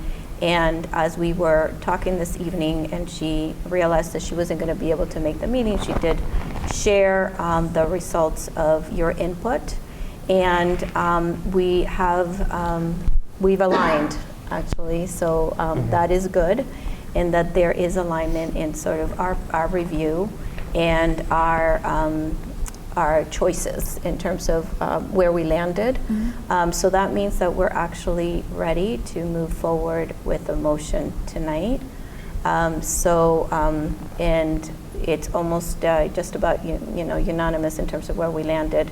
And so based on the expedited independent paper screening review that we've completed, I would like to put a motion forward to appoint as interim superintendent pending successful contract negotiations and the approval of a special waiver, John Phelan. And at this point, I open it for discussion. Well, I'll second the Yeah. motion. Oh, yeah, thank you. Is there a second? Thank you, Mark, for seconding the motion. Always here for you. Thank you. Do you have the document that you put together? I don't see it in the folder unless I'm missing it. Or did she?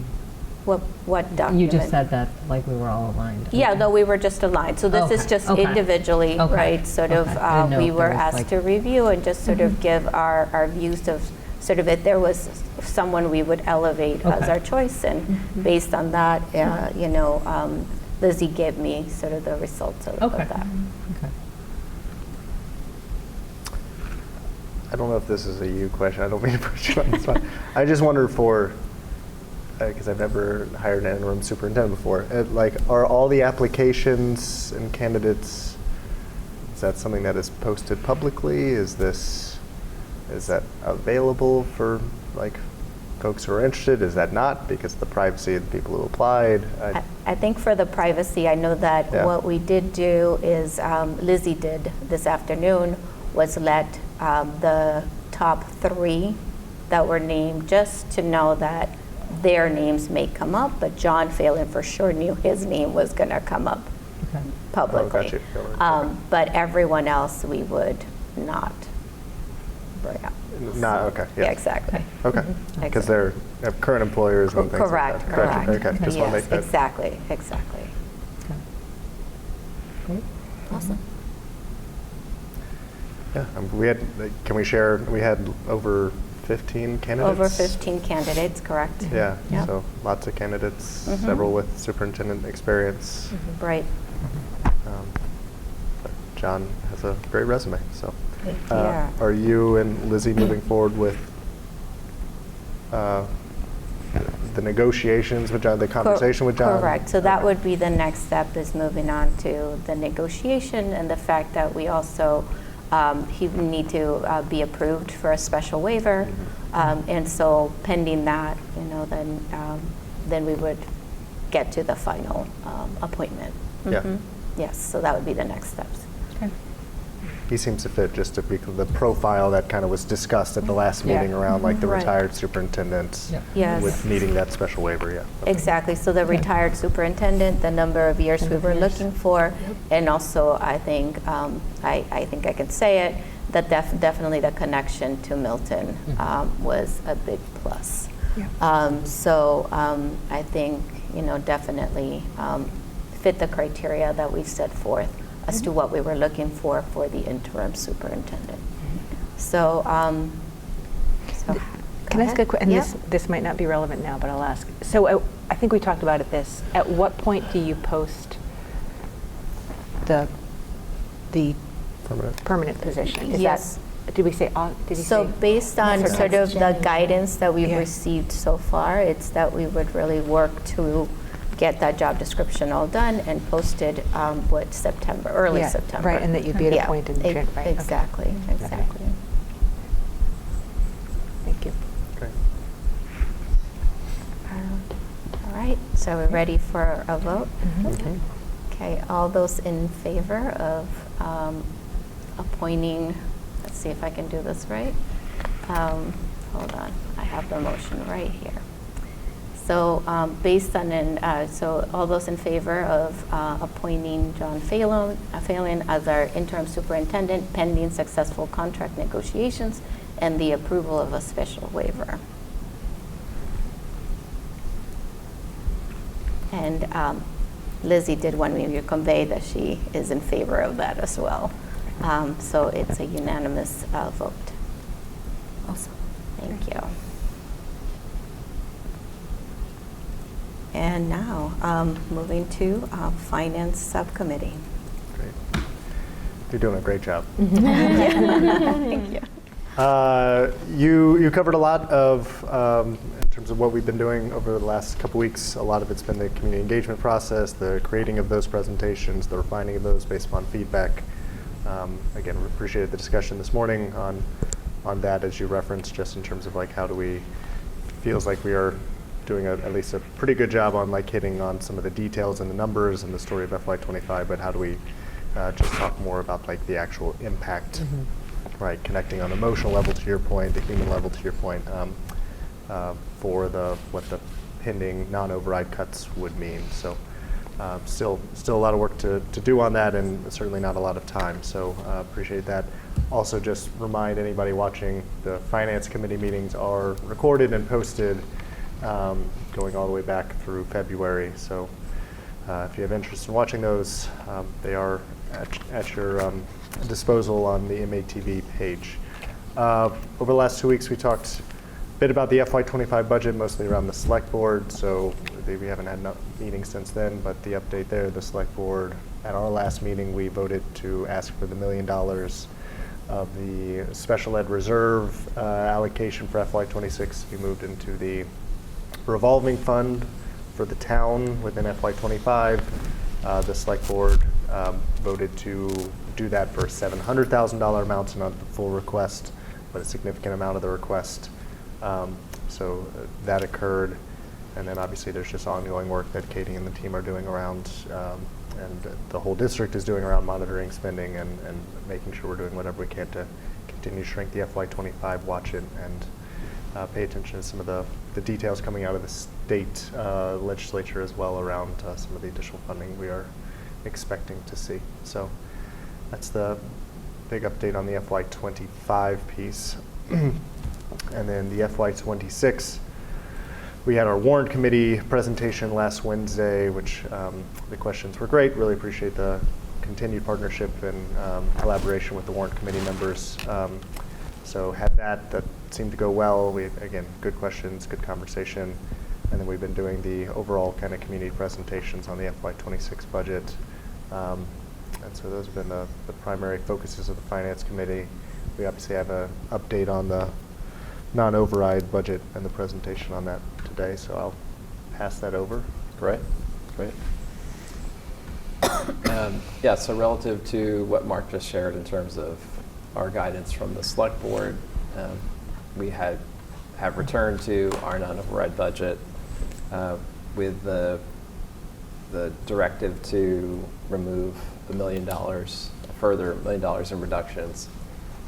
Principals and central office staff or administration came together and looked at, first obviously revisited our non-override list, and then talked about what further reductions, where the further reductions would be. It was, as you can imagine, a very challenging process, and there really is nowhere, that there's nothing kind of that is, and I think we mentioned this morning, there's nothing non-essential in our budget. So the revisions on the first slide, sorry, Mark. No, you're fine. I'll share So I'm so sorry. This morning's finance meeting, I think when you guys were talking about it, it was like after 9 o'clock, so I was like sort of listening, but I couldn't. But yeah. What could you just give me just some background on the $1 million that they were asking to reduce for FY26 in case of a non-override from the select board? Like, what was the kind of the directive for that? Well, the directive was, I think what Mark just mentioned, which is we requested $1 million for FY25. So FY26, if an override fails, the free cash that would be used would no longer be available. It's going to other parts of the budget in a failed override. So this is okay. Yeah. So the 700 that we would be getting, we would be borrowing from next year. Is that what I understand? Okay. Yeah, it's the use of current year free cash, but the town administrator is constructing the next year's non-override budget to use all available free cash to kind of buffet against the impacts of the cuts to services. Okay. Right, which is what we've talked about previously around the FY26 budget is not in and of itself a sustainable budget because it's built on the back of $3.5 million of free cash. Okay. Yep. But yeah, so we would need to pull $1 million. Right now, it's only $700,000 has been pulled from that. But given we are unclear at this point of exactly where that will land, and we as a committee asked for the $1 million, the town administrator's direction was like, you should create a plan for the $1 million if you think you could use the $1 million And obviously, if we don't, then that's a benefit. But at least, in fairness to the staff and the folks who obviously need to be informed about this, we need to make plans according to that scenario. Okay. So I know we're kind of running out of areas to cut from. I know with this particular one, I see a lot of interventionists on here. I was just curious kind of what led to this decision, like that these were the positions. I'm just kind of curious, like what the thought process behind that was. Can we let them just like sorry. run through? No, I Sorry. appreciate you. Just run through it for Okay, the public, sorry. and then I think Yeah. great questions. We should definitely come to that. So these are the further revisions that we made. We did share this information yesterday with staff that are impacted, that are currently in these positions.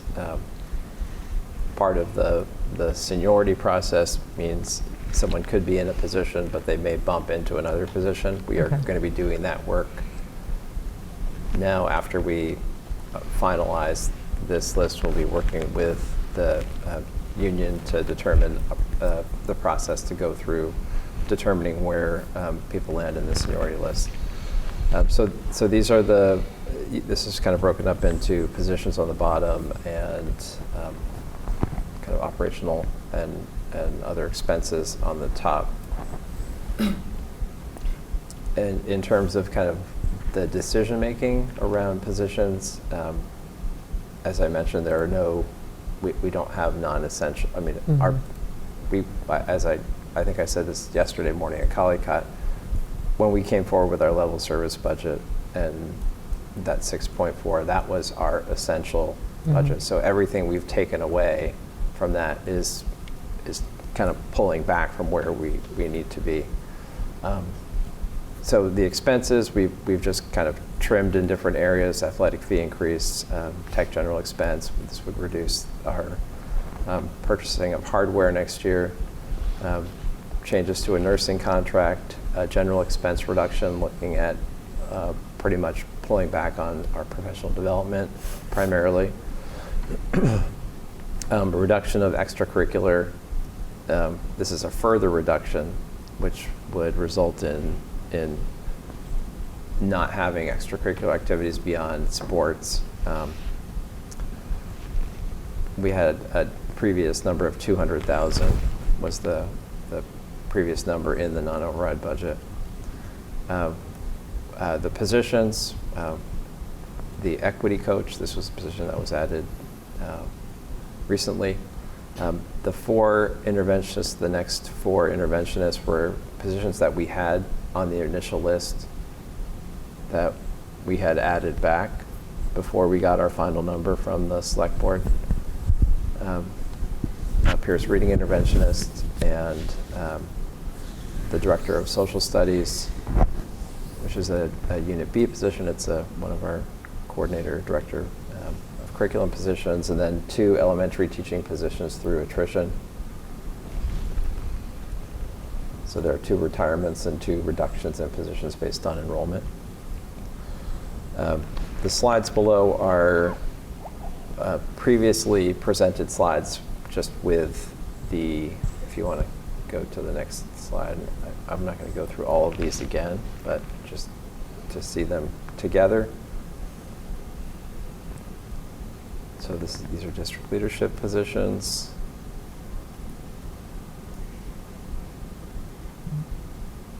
These are district-wide support positions.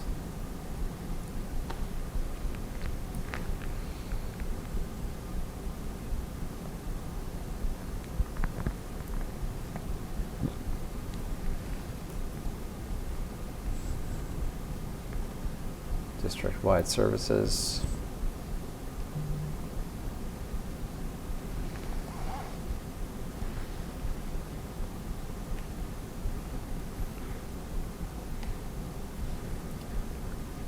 Can you clarify the theater club's athletic stipends? What is that amount? These are kind of clumped together, and Katie and I were talking about this earlier. We need to kind of, I think, refine this in our next presentation to more clearly articulate this. So that's work that we are doing. But generally speaking, I guess, since you don't have in the slide, can you just talk, again, a little bit more in depth about what are the impacts to that student experience? Can you want to talk? I know you looked at this today. Sure. So for the extracurricular programs, the amount that was factored in the non-override cuts was essentially the elimination of funding for the clubs and other student activities.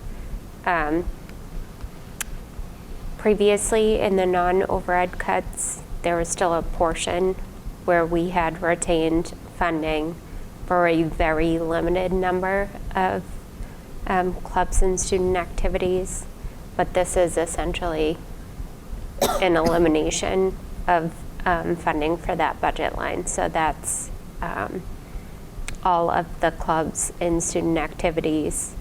When Principal Cahill was here in December, she presented the high school site council presentation, and she had linked in that document or in that presentation a slide that gave context and kind of like the list of all of the clubs and activities. And so I think that may be a good reference point. I think that presentation is listed under the school committee presentation section on the website. And so that kind of lists out all of the current club offerings at the high school. So you can see each one of those, there's a number. So all of those clubs would be eliminated. The 60+ clubs. And I believe when we had talked about athletics, and we can get, again, further information, but I believe the conversation focused around potentially elimination of the freshman teams. So it would be junior varsity and varsity teams.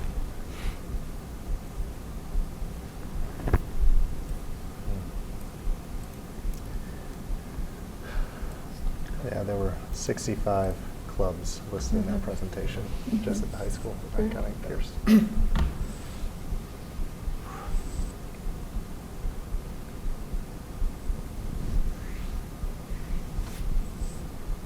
So Milton High School here.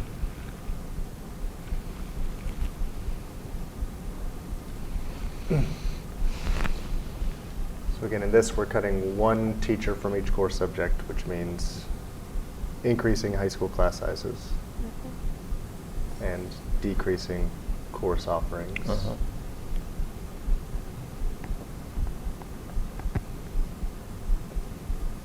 And the Pierce reduction is the reduction of a team.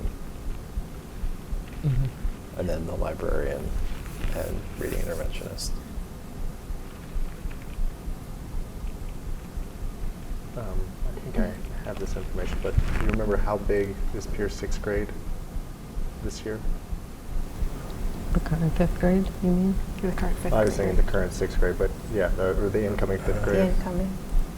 The incoming, Fifth grade. the rising The rising sixth sixth graders. grade is, I believe, 368. I can pull up that number right now.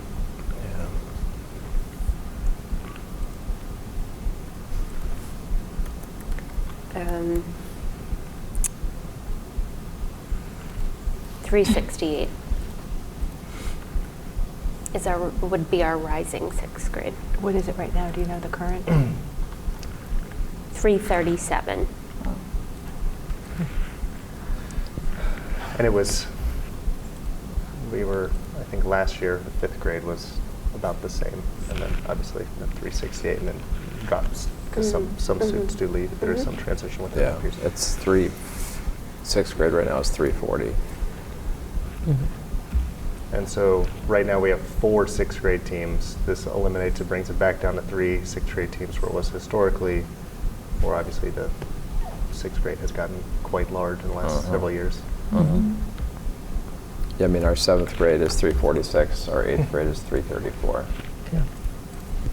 So just quick math, 3 teams, 4 classrooms within each team for 340, assuming we lose some kids. over 28 kids per classroom in the 6th grade next year, is what we'd be projecting. That's not good.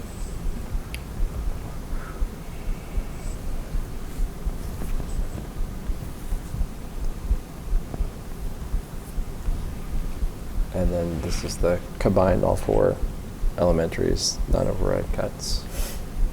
And this includes the $1 million, okay, that you Yeah. had mentioned earlier. So then, how many French reading specialists do we have left? Would be none. This goes back to the previous, yeah. Okay, Yeah. so 0. Yeah. You And know, then, Is it the same for the other interventionists? So do you know how many, would there be any? Yeah. There are, that would leave 2 math interventionists, 1 early literacy, and 4 reading specialists. That would be shared. Some of those are shared, yeah. Yeah, so you have 4 reading specialists across the 4 elementary schools, so you have 1 for an entire school, essentially. You'd have 1 math specialist, math interventionist For 2 schools. shared for 2 schools. And there will be no librarians. No librarians.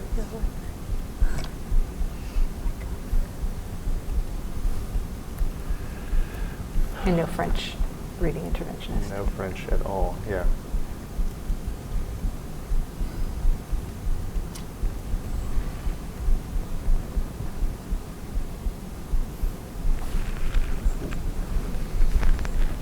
What is the impact of the Spanish teacher cut, the 0.6?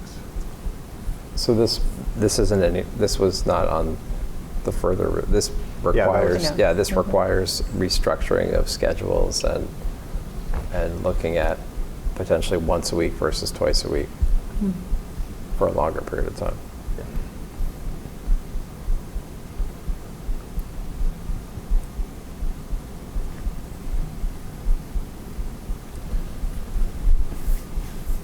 So additionally. And that's the updated number of FTE. So can we add one other question? Yeah. So if you look at the elementary school and the high school, we lose a custodian in each place. So how many does that, I mean, I know we're already pretty lean, so do you know what that leaves? So is that, how many custodians do we have across the elementary schools? Do you know? I don't have those Okay. numbers. No. Okay. I can find that out for you now. But Can I ask one other Yeah. question? So what does this do to the preschool? I'm trying to, does that, we don't have a, does that eliminate the full day preschool? okay. And then changes, and then what about, are there any changes to the half day, like as far as number of student? I mean, if there's fewer, or do we lose any teachers for the half day, and does that impact the number of kids we can take in? the half day wouldn't be impacted by this. No, okay. Because those are mandated. But only half of them, I mean, Well, but you have to have You the have to- other yeah. half of the seats Right. in order to have the ratio. right. The Tucker full-day classroom is non-special ed. Right, Okay, right, so right. that goes Yeah, away. that goes away.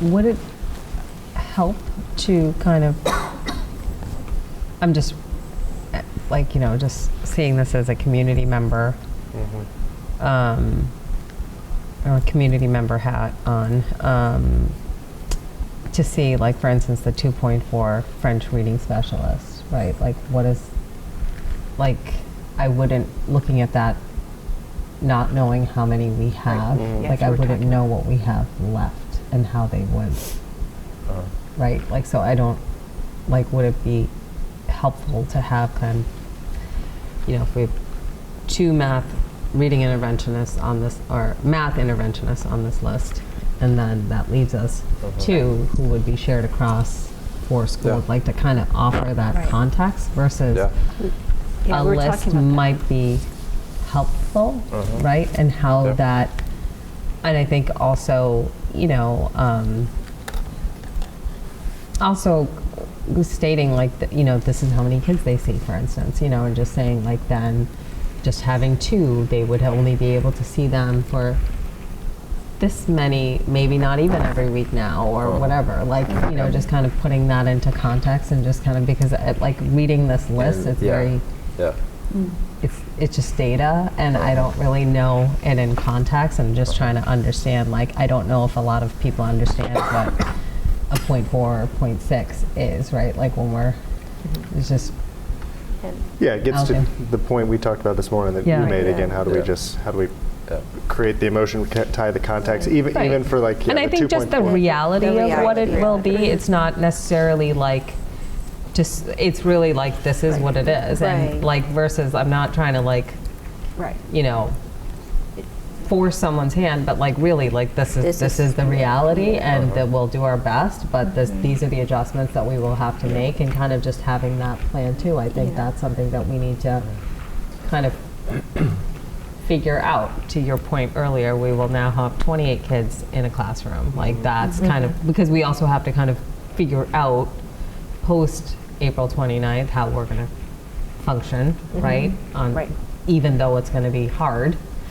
And what our kind of next steps and are just kind of like that we're committed to still doing the best we can under the circumstances. I think that's important to kind of, for just to kind of have confidence in us versus like, well, just what our roles are, right? To kind of help figure this out, and if it's a matter of going back out for another one, like what is kind of our process, and what are our we should be thinking. I think best case scenario, worst case scenario, and what are our plans to kind of just going into FY26, like what do we, like, I think those are kind of discussions just so that we're kind of thinking through it versus like waiting and then trying to figure it out, It would be nice to have a chart saying like positions cut, like not, if it's not override cut and override cuts, positions left, the impact on the students, and the admin We have some of that actions. information in different places. I think it's probably bringing it in terms of what you're talking about, in terms of how many positions we have that. Right, and how we would function, right? Like in this post-override, like climate, like, right? Like how, or like, and I mean, I know it's like, I mean, that's it's awful to think that's in like that way, all that would be all summer work. Right. I mean, that's not something that you would decide. I mean, it's complex. It is complex, but just that we are gonna think about it and figure it out as best as we can, whatever, and just kind of, But just kind of. I'm sorry to jump in there, but I think, the work, yes, summer, but even before then, because you think by the end of the month, one would know. Yeah. And so really the pivoting and figuring it out happens immediately. It has to happen So immediately. it will happen immediately. I mean, there's no choice, right? And so I think that's something that I would just name, that this body will be ready with everybody else, administration and obviously administration with support of teachers and principals, et cetera, school leaders, to be able to figure out, okay, now it's time for us to, really figure it out, and realizing though, and I think I would just like to name it, and I think we've said it several times in these conversations in the community, we've said it in finance, we can say it again here, is that this is not sustainable. This is not sustainable. It is something that yes, can we get through and muddle our way, but it's not, it's just not. It's something we would have to build back up to, making sure that, so that our kids get the services that they deserve and the education that they deserve. And the experience. Experience, right? It's just, it is what they deserve. And so I think the work to figure out the interim and then figure out how to rebuild, it's just unfortunate that, if we find ourselves in this situation, it's something that's not going to happen over 1 year. No, This is over a number of years, and it's not. I hope we, it's very, I appreciate that you took the time to once again present this in separate slides, because going through it slide by slide, it just, there's something very sobering about going through it that way, and you're reminded of the impact that all of this will have on the quality of experience that our students and our families and our teachers, I think about our teachers and the strain on our teachers and our school leaders to make do without all of this. Yeah. And I think also just seeing these positions listed, I think I can't imagine, like, you know, a teacher's perspective seeing these positions listed on there. It's just, you know, it's really hard because, I mean, at the end of the day, you know, no one deserves to be in this situation. So it's just awful.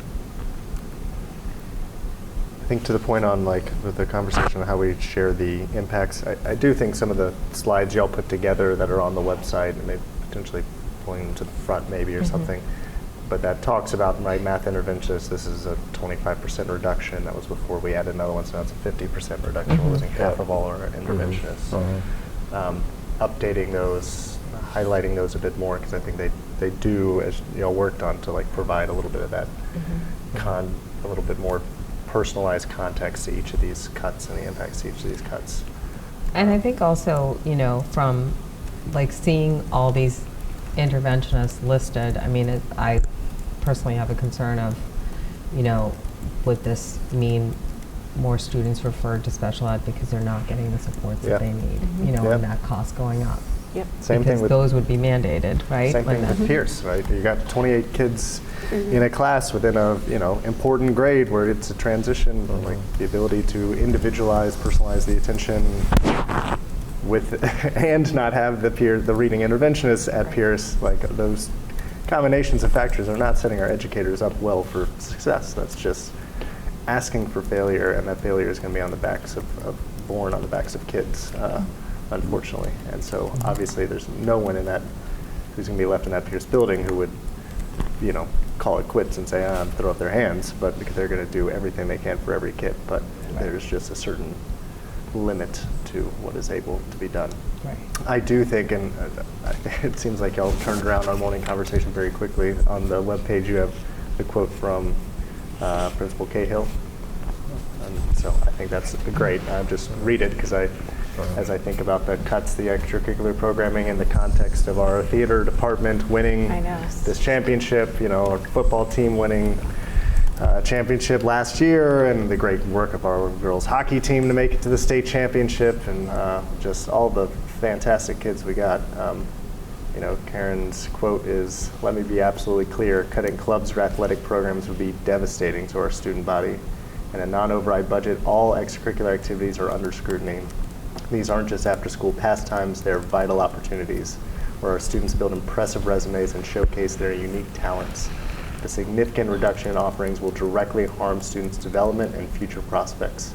These programs aren't luxuries, they're essential components of a complete education that our students deserve and need to thrive." I think that's very well said. But I think, I think that's great, and more of that, more ways we can highlight that. Those types of like statements from our staff and from our families and our students is great. Thank you.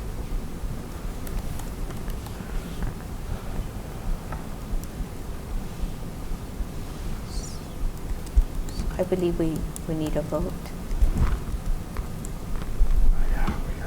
Can I have the word reluctantly in here again? What did we add last time? All right, I will make a motion to reluctantly approve the updated non-override budget as presented this evening. Is there a second? Second. Any discussion? All in favor? I just have a quick clarifying question. So based on the information that we know now, we shouldn't be expecting select board to come back and say, you know, find more cuts for next year in case of a non-override. No, this would be hopefully it. The only situation which I could see that happening would be if there's a reason why the FY25 deficit would exceed $1 million. Okay. Got it. In that So then they scenario, would have to cut. which again is like a conservative estimate, but I'm sorry. The only point that I would add to that is if we had to cut any more to the Yeah. FY26 budget, we'd essentially be funded less than we are funded for fiscal year 25. Yeah.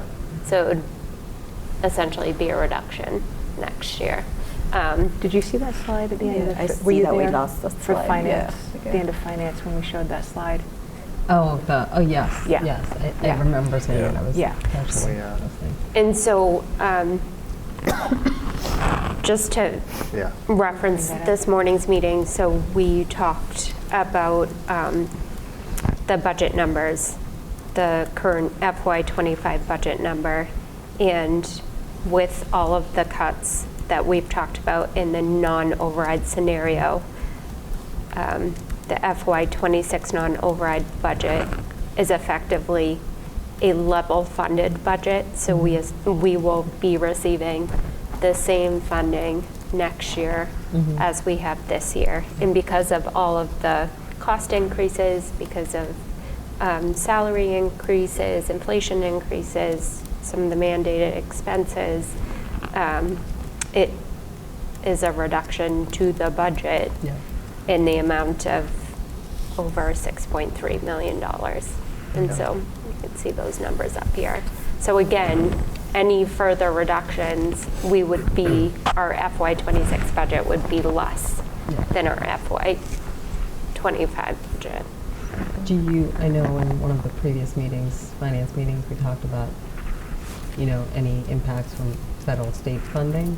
Do you think that would impact FY26, or would that be more 27? Like just looking at anything about it? For FY26, I haven't heard of any updates at the state level to Chapter 70. I know right now we still are looking at funding levels based off of the governor's original $75 minimum per pupil. Okay. But I believe that there will be more information coming along soon as that process progresses.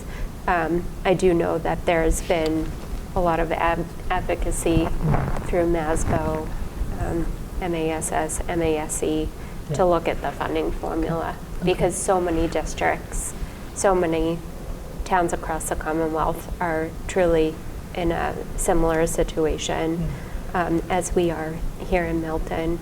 And so just looking at all of the factors that we're facing here and how do we advocate at the state level to make sure that education funding is truly reflective of the cost of operating a school district. So I know I don't have any concrete numbers or information, but I can say that is kind of a large part of what we talk about in our business association group meetings. So I'm sure there'll be more information in the future. Just make sure this is clearly highlighted for any viewers. The top line FY25 budget is our current budget. FY26 is the updated budget, non-override budget if the override does not pass. So again, the point Katie made, it's an $8,000 increase, which is essentially a 0% increase in the funding when we were looking for 6.4 for level service. So that's a just drastic cut.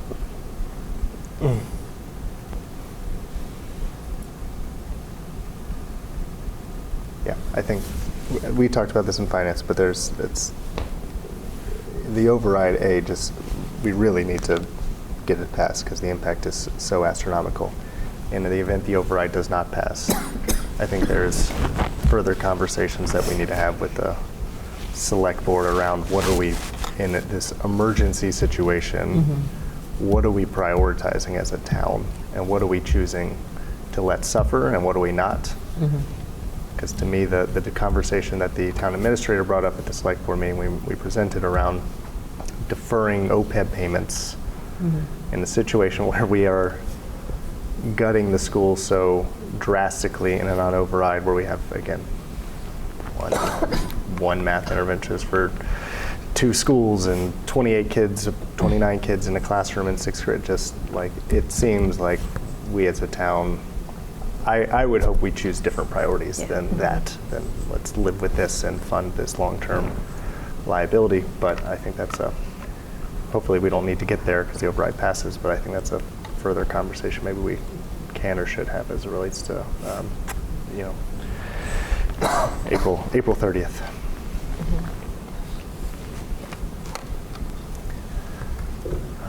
Any other questions or discussion on the non-override or any of the budgets? I just had a question. I know when we talked about closing the gap for FY25, the water. So did you ever get any clarity on that? Or? We did. Okay. So there was an adjustment that was made. So we'll factor that into, I'm working on the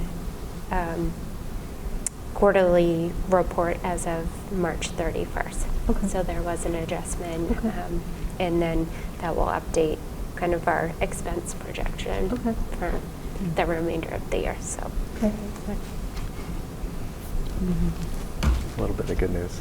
We'll take everything we can get. Yes, 100%.